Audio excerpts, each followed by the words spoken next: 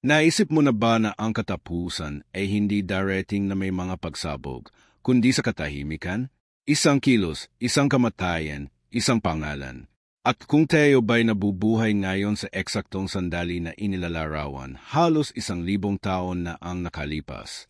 Hindi dahil sa pagkakataon, hindi dahil sa isang sabayang kaganapan, kundi dahil sa isang propesya.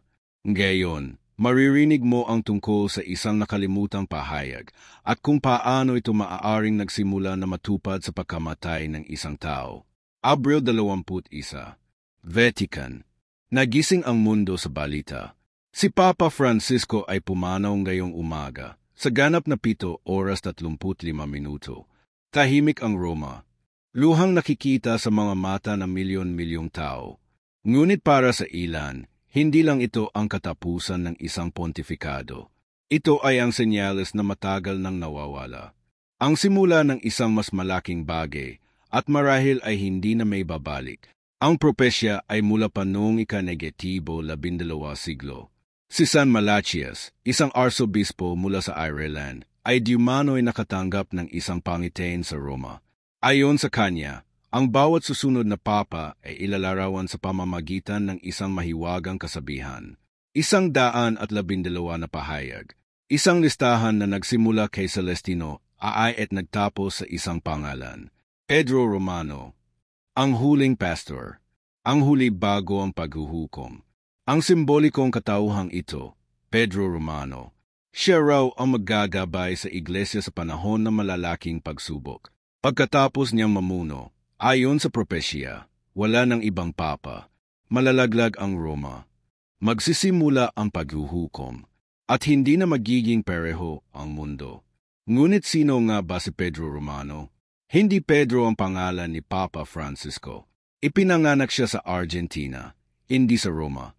Bakit kaya't marami ang nagsasabing siya ang huling pangalan sa listahan? Ang sagot ay nasa mga simbolo. Inili ni Francisco ang kanyang pangalan bilang paggalang kay San Francisco ng Assisi, na ang tunay na pangalan ay Giovanni di Pietro, ibig sabihin, anak ni Pedro. At bilang obispo ng Roma, siya, ayon sa kahulugan, ay ang Pedro Romano, ang pastor ng 7 buro. At may iba pa. Ang kanyang eleksyon ay pinalibutan ng mga natatanging kaganapan.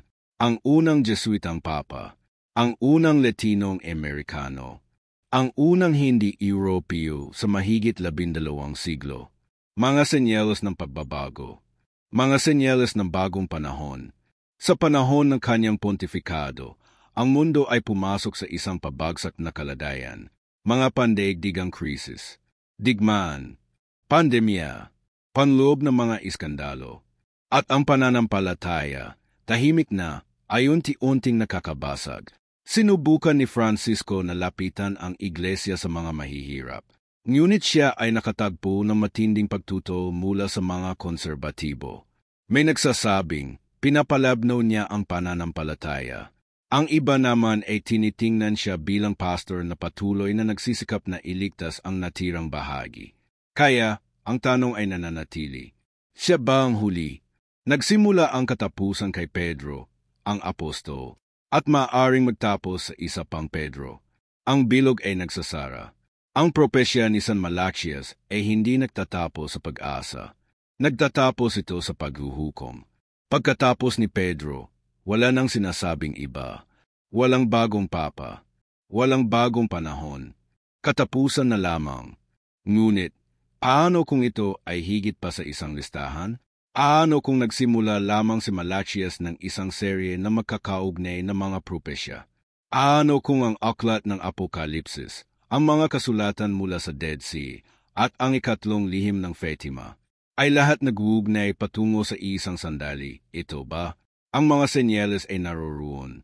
Ngunit kaunti lamang ang may mata upang makita. Sa Fatima, noong 1917, 3 bata ang nagsabing nakatanggap sila ng mensahe mula kay Birheng Maria. 3 lihim. Ang una at ikalawa ay nahayag na. Ang ikatlo ay nanatiling nakatago ng mga dekada. Nang sa wakas ay ibunyag, tila ito ay hindi kumpleto. Inilarawan nito ang isang obispo na nakasuot ng puti, na naglalakad sa isang sirang lungsod, nagdarasal para sa mga patay, hanggang siya ay pinatay ng mga sundalo.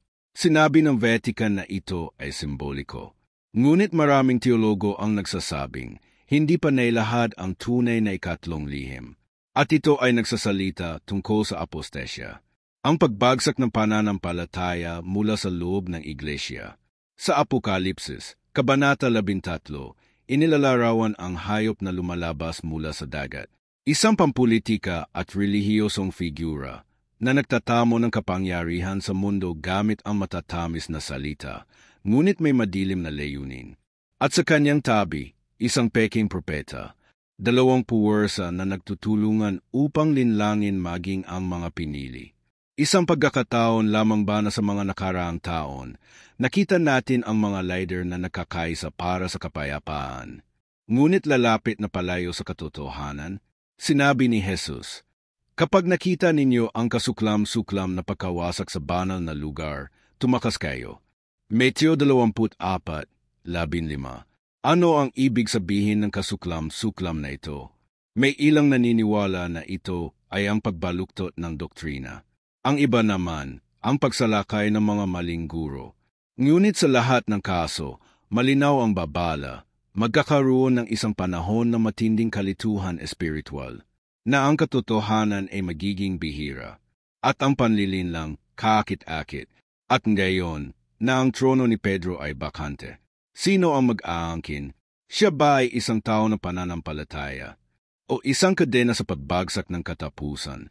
Ang susunod na papa ba ang magdadabay sa mga panahon ng paglilinis? O siya ang magtatapos ng pagkakabahagi? Ang mga propesya ay nagtatagpo. Malachias, Fatima, Apokalipsis, lahat ay nagpapakita ng isang panahon ng paghuhukom. Ang mga spiritual na desisyon, ang isang malaking paghihiwalay.